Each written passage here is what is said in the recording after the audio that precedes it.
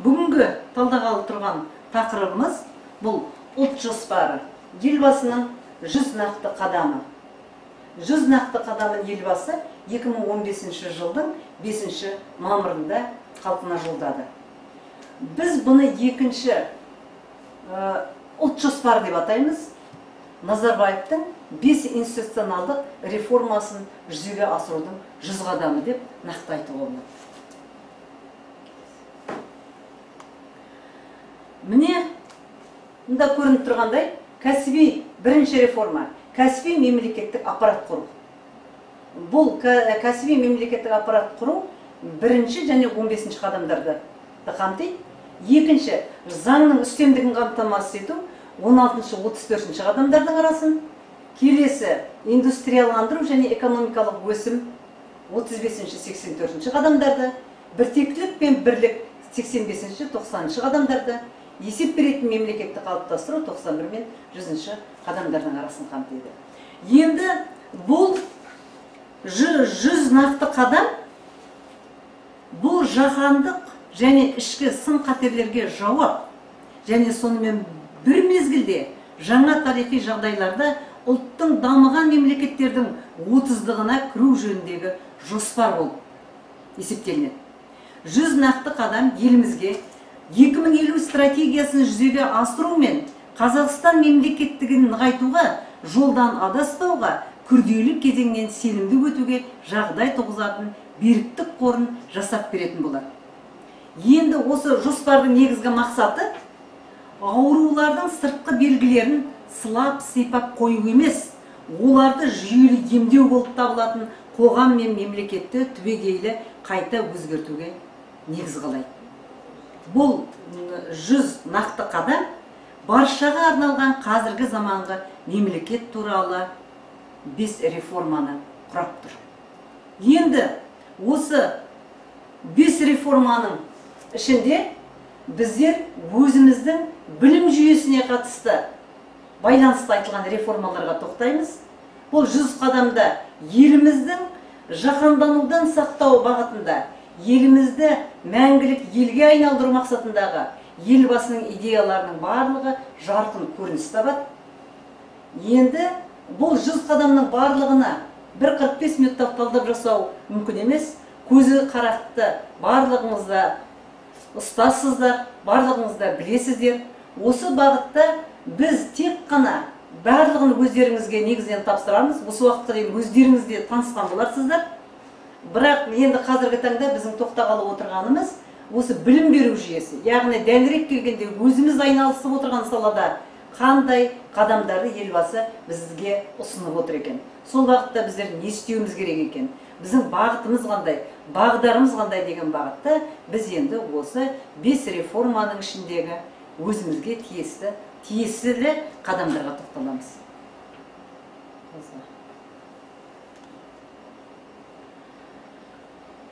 Бұның арада мынау 3-ші реформа индустрияландыру және экономикалық өсім.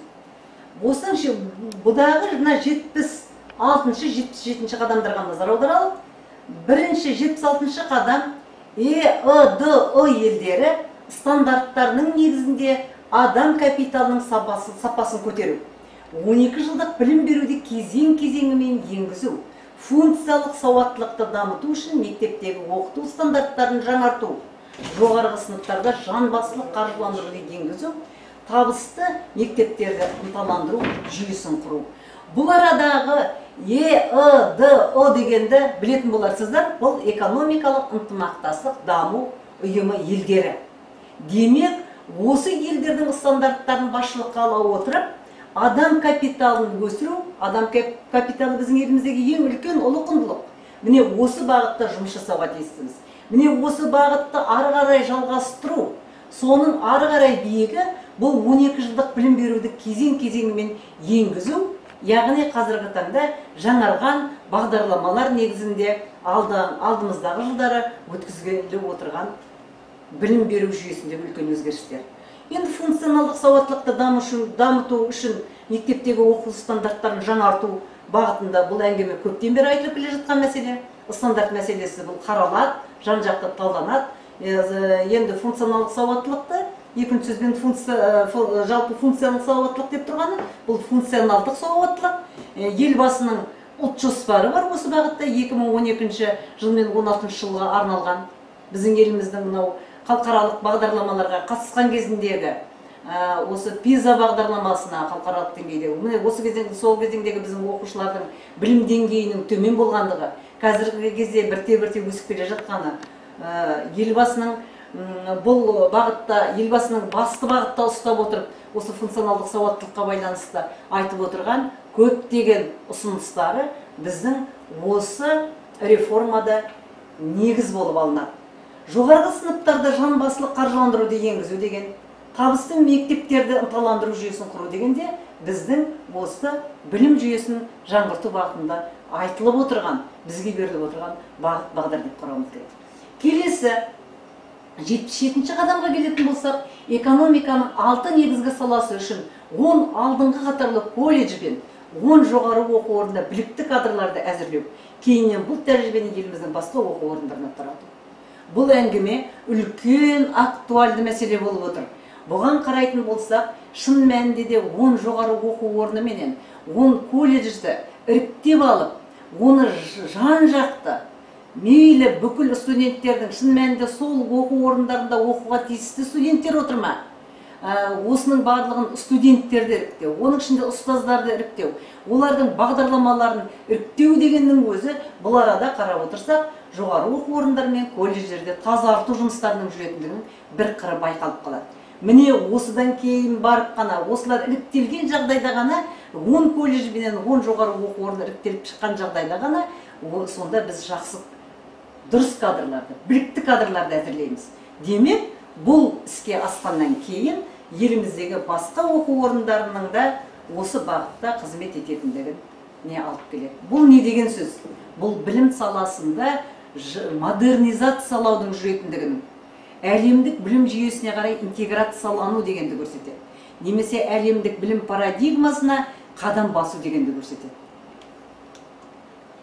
Бұдан кейінгі тура осы реформаның, яғни үшінші реформаның индустрияландыру және экономикалық өсімнің 78-79 қадамдарына мән берсек, бұл да біздің білім жүйесіне арналған. 78-ші қадамда Назарбаев университеті тәжірибесін ескере отырып, жоғары оқу орындарының академиялық және басқарушылық дербестігін кезең-кезеңімен кеңейту, коммерциялық емес ұйымдардағы жекеменшік жоғары оқу орындарын халықаралық тәжірибеге сәйкес трансформациялау. Демек, осы арадан жаңа алдындаған айтып өткеніміздей, әлемдік білім жүйесіне қарай интеграциялану толық жан-жақты көрініп тұр. Бұл арада Назарбаев университетінің тәжірибесі есепке алынады, ескеріледі, тәжірибесін ескере отырып, жоғары оқу орындарының академиялық және басқарушылық дербестігін кезең-кезеңімен кеңейте отырып, бұны халықаралық тәжірибеге сүйене отырып трансформациялайды. Бұл да біздің білім жүйесіне, соның ішіндегі жоғары оқу орындарына қаралып отырған, соларды жөндеу бағытында, соларды өңдеу, соларды ретке келтіру, бар нәрсенің барлығын жаңаша қарау бағытындағы елбасының жасап отырған үлкен оңды дұрыс көзқарасы қабылдаймыз. Келесі қадам, бұл 79-ші қадам, білім беру жүйесінде жоғарғы сыныптар мен жоғары оқу орындарында ағылшын тілінде оқытуға кезең-кезеңмен көшу туралы айтылады. Басты мақсаты даярланатын кадрлардың бәсекелестік қабілетін арттыру және білім беру секторының экспорттық әлеуетін көтеру. Білім жүйесінде жоғарғы сыныптар менен жоғары оқу орындарында ағылшын тілін кезең-кезеңмен көшу деген сөзіне. Бұл елімізде үш тұғырлы тіл саясатын кезең-кезеңмен іске асыру деп қабылдауымызға болады. Бұл арада енді әлемдік білімге интеграцияланатын болсақ, бізге шет тілінсіз, біздің бұлай айтқанда, қарапайым сөзбен айтқанда, онда күніміз қараң. Бәрібір біз әлемдік білім деңгейіне көтерілетін болсақ, онда біз әлемдік жүйеге интеграцияланамыз. Яғни өзімізде барлығын жаңаша модернизациялап қолданамыз. Демек, жоғарғы сыныптарда ағылшын тіліне кезең-кезеңмен көшу деп отырылған сөз, немесе жоғары оқу орындарында кезең-кезеңмен көшу деген сөз. Бұл біздің балаларымыздың, алдымыздағы оқушыларымыздың жан-жақты білімді болып, жаңағы 30 елдің қатарына жету бағытында алынып отырған жоспар деп айттық қой жаңа басында. Демек, сол бағыттағы бұл да оң шешім деп есептейміз. Сондықтан осы бағытқа біз өзіміз көзі ашық, көзі қарақты ұстаздар ретінде балаларымызды, оқушыларымызды, жан-жағымызды тәрбиелеуге тиістіміз. Басты мақсаты мінекей бәсекелестікке. Демек, еліміздің білім беру секторының экспорттық әлеуеті көтеріледі. Демек, бұл экспорттық әлеуеті көтеріледі деген, демек біздің елімізде де жаңаша оқу басталады. Біздің елімізден де, біз неге тек әлемдік деңгейде деп шетке жүгіре береміз. Біз Назарбаев мектебінің, Назарбаев университетінің деңгейіне дейін, жай мектептер Назарбаев мектебінің, ал жоғары оқу орындары Назарбаев университетінің деңгейіне дейін, соның тәжірибесін ескере отырып дамитын болса, демек, басқа сыртта бізге қарауға тиісті. Бізден де елдің алатыны болу керек. Демек, біз сонда өзіміздің білім беру секторымыздың экспорттық әлеуетін көтереміз. Бұдан ары қарай 4-ші реформада да білім жүйесі сөз болады екен. Біртектілік пенен бірлік дейді. Бұда 85-ші, 86-ші қадамдарға тоқталалық. 85-ші қадамда елбасы мәңгілік ел патриоттық актісі жобасын әзірлеу туралы айтады. Бұл мәңгілік ел деген патриоттық акті жобасын әзірлеу, бұл да өзінің мезгілінде айтылып отырған мәселе деп ойлаймыз. Себебі мәңгілік ел идеология. Идеологиясыз ел болмайды. Идеология деген бірінші патриот жасаймыз балаларымызды дегенше, бірінші мәңгілік ел стимул болу керек, бағыт болу керек, бағдар болу керек. Осы сонда ғана біз оқушымыздың қазақ елін өзінің ұлтын, жерін, табиғатын, міне, отбасынан бастап, қазір өзін-өзі тану дейміз ғой. Өзін-өзін танитын болса, бірінші өзін-өзі танып, отбасын танып, өзінің ошағының қасын танып, одан кейін өзінің сыныбын танып, жан-жағындағы достарын танып, мектебін танып, сөйтіп келіп бүкіл елдің деңгейін танып, облысының деңгейін танып. Міне осылайша барып қана патриоттық сезімге барады. Біз бұл жолында алып қарайтын болсақ, анау жаңағы кеңес үкіметінің көптеген мәселелерін жоққа шығарсақ та, идеологияның мықтылығынан біз мысалы бұрынғы 20-шы ғасырдың азаматтары, кеңес үкіметінің дәуірін көрген адамдар арамызда отырған болса, олардың барлығы да идеологияны жақсы түсінеді. Міне мәңгілік ел боламыз десек, мәңгілік елді түсінген кезеңде, біз балаларға мәңгілік елді ұқтырған кезеңімізде, ол өзінің елі қазақ елі екенін ұқтырған кезеңімізде, олардың біз патриоттық сезімін оятуға тиістіміз. Сондықтан бұның жобасын жасау қажет. Демек, жоба қолымызға түссе, ары қарай дамыту ұстаздар сіздердің қолдарыңызда. Келесі 86-шы қадам Қазақстан Халқы Ассамблеясының үлкен ел, үлкен отбасы кең көлемді жобасын әзірлеу және жүзеге асыру. Ол қазақстандықтардың біртектілігін нығайтады және азаматтық қоғамның бүтіндігін қалыптастыру үшін жағдай туғызады. Бұл барлық жұмыстар Қазақ Республикасының туристік саласын дамытудың 20-шы жылға дейінгі тұжырымдамасын, ішкі туризмді дамытуды қос есептегенде, және Астана Еуразия жүрегі, Алматы Қазақстанның еркін мәдени аймағы, табиғат бірлігі және көшпелі мәдениеттер, Алтай інжулері, Ұлы жібек жолын қайта жаңғырту, Каспий қақпасы, өңірлік мәдени туристік кластерлерін құруды жүзеге асырумен байланыстырылады. Демек, бұл 86-шы қадамның өзі үлкен ел, үлкен отбасы. Шын мәнінде де солай. Үлкен ел деп отырғаны еліміз қазақ елі, мәңгілік елді көз алдымызға елестететін болса, бұл үлкен отбасы. Бұл барлығымыздың отбасымыз. Демек, осы бағытта жоба әзірлеу қажет екендігін және оны іске асырудың қажеттілігі қазақстандықтардың біртектілігін нығайтады және азаматтық қоғамның бүтіндігін қалыптастыру үшін жағдай туғызатындығын айтады. Осы бағытта жалпы мына туристік мәселені 20-шы жылға дейінгі тұжырымдамасын және мына көптеген аталып отырған үлкен мәдени туристік кластерлік мәселелердің барлығына елбасы тоқталады. Демек, осының өзіне мысалы тоқталатын болса, барлығы, әрине бұның барлығында қозғалып тұрған мәселелердің бәрі қазақ елі туралы, мәңгілік ел туралы, өзіміздің отанымыз туралы, туған еліміз туралы болатын болса, осының ішінде Каспий қақпасы дегенге қарасаңыз, өзіңіздің туған өлкеңіз. Бұл не Каспий қақпасы, өңірлік мәдени туристік кластерлері құру керек қажет деп отыратын болса, бұл құрылатын болса, осы бағытта іске асатын болса, осыны біз балаларға түгел барлығын түсіндіріп, оның ішінде өзінің туған өлкесі Каспий қақпасымен байланыстыратын болса, неге балалардың патриоттық сезімі оянбайды? Бұл оянуға тиісті.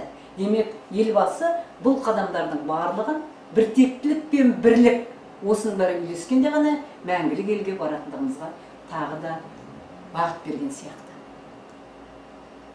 Келесі осы 4-ші реформаның 87-ші қадамы да біздің білім жүйесіне қатысты.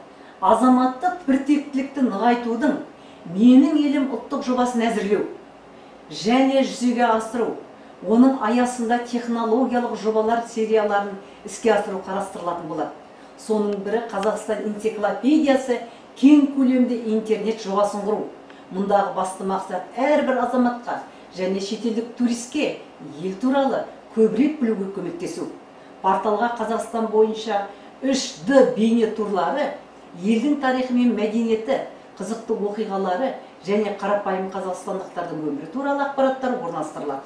Портал бір есептен елдің сапарнама карточкасына, ұлттық жол көрсетушісіне, қызықты азаматтар үшін ұлттық құрмет тақтасына және виртуалды хабарласу тұғырнамасына айналады. Енді бұл арада да қарап тұрсақ, бұл арада да біздің 87-ші қадамның өзінде де патриоттық әңгіме жатыр. Мәңгілік елдің мәселесі жатыр. Менің елім ол Қазақстан. Ал енді қараңыз, соның ұлттық жобасын әзірлеп, және оны іске асыруды елбасы тағы да тапсырып отыр. Оның аясында технологиялық жобалардың сериясы қарастырылатындығы. Міне соның ең үлкен бірі Қазақстан энциклопедиясы, қазақ елінің энциклопедиясы. Демек, бұның өзін кең көлемді интернеттің жобасын жасап керек, құру керек екендігін айтады. Басты мақсат бұл шетелден келсін. Кез келген адам сол арқылы, осы интернет жобасы құрылса, дайын жоба арқылы елімізді емін-еркін аралайтындығы, өз бетінше танитындығы туралы айтылады. Бұған көмектесу қажет екендігі. Мына арада міне формасын айтып жатыр, 3D бейне турлары туралы айтылып жатыр.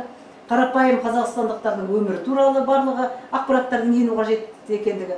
Бұның барлығы, бұл портал бір жағынан қарағанда, қазір таңда айтамыз ғой, путеводитель деп айтамыз. Мінеке қараңыз, сапарнама карточкасы дейді, ұлттық жол көрсетуші дейді.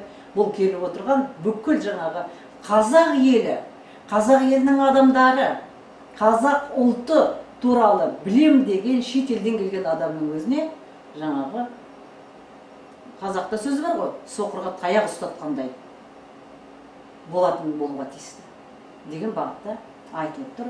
Бұл да біздің еліміздің, балаларымыздың патриоттығын оятады.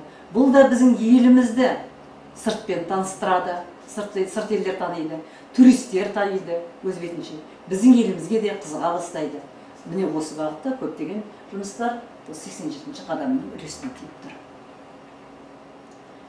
Енді келесі осы 4-ші біртектілік пен бірлік реформасының 88-ші қадамы да, бұда да жалпыға ортақ еңбек қоғамы идеясын алға жылжыту жөніндегі ұлттық жобаны әзірлеу ұсынады елбасы, және оны жүзеге асыруда.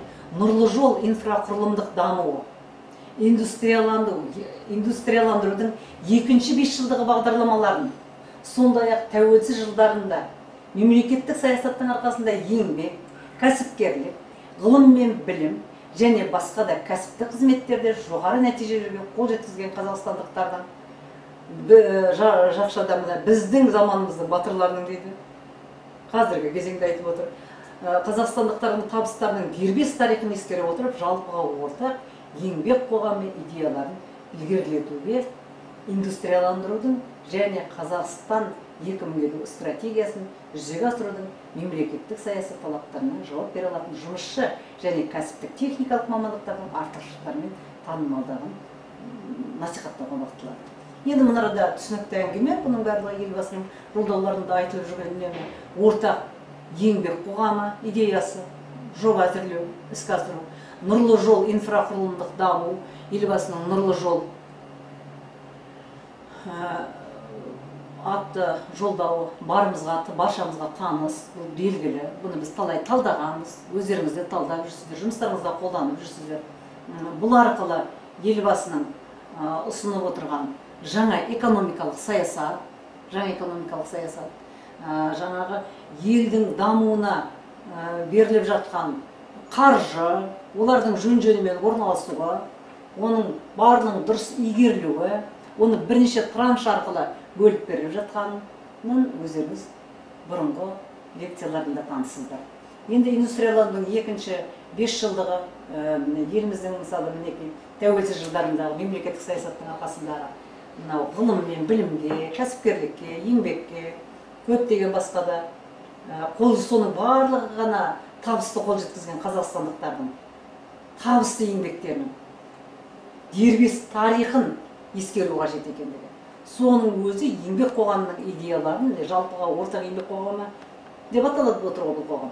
Сол қоғамды ілгерілетуге, индустрияландыруға, түптеп келгенде Қазақстан 2050 стратегиясы жүзеге асыруда бұл енді басты бағдар болатындығы, және мынау кәсіптік техникалық мамандықтардың артықшылықтары, қазіргі кезеңде осы бағыттағы кәсіптік техникалық бағыттағы мамандықтардың жетіспей отырғаны, жұмысшылардың жетіспей отырғандығы, осы бағытта жасалып жатқан өздеріміз білетіндей, өздеріміз мысалы серпін бағдарламасы осы 2 жылдан бері қызмет етіп отыр. Бұның барлығы да жұмысшы кадрларды, кәсіптік техникалық бағытта кадрлар дайындауға.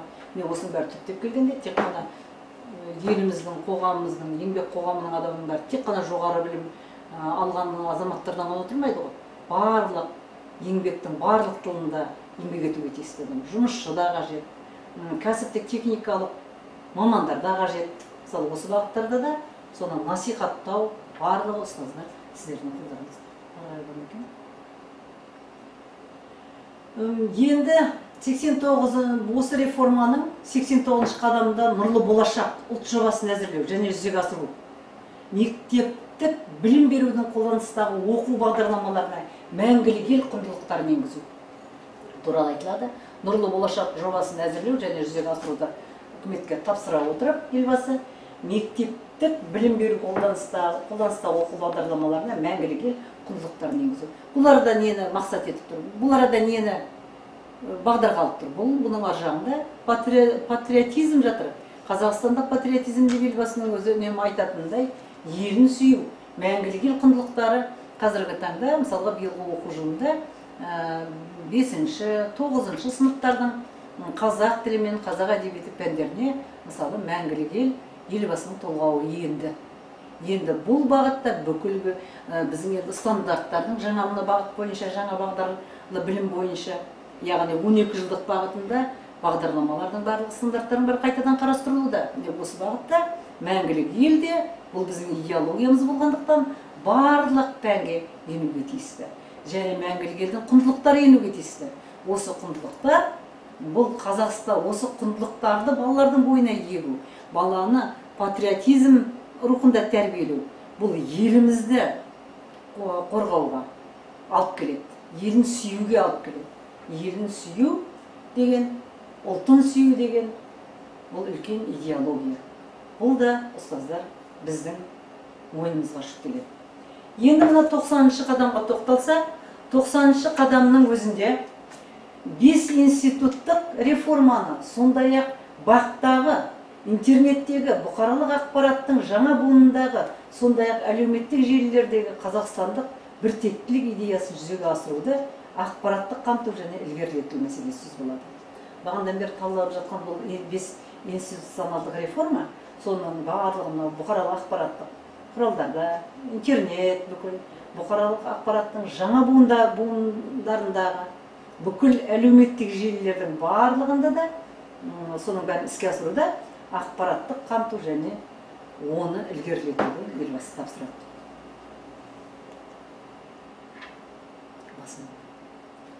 Енді бүгінгі айтылған әңгіменің барлығы, бүгінгі біздің сөз қылып отырған мынау жаңағы біліктілік арттыру курсындағы үлкен бір тақырып, бұл ұлттық жоспар үлкен, мынау жаңағы 100 нақты қадам елбасының.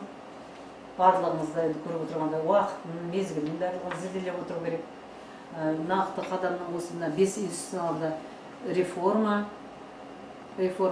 осының ішіндегі бағыт не туралы екен, білім жүйесінде, жалпы енді біз еліміздің болашағы жастарды тәрбиелеп отырсақ, осы бағытта елбасының біздің алдымызға көптеген тапсырмалар беріп отыр екен, жұмыстар жүктеп отыр екен.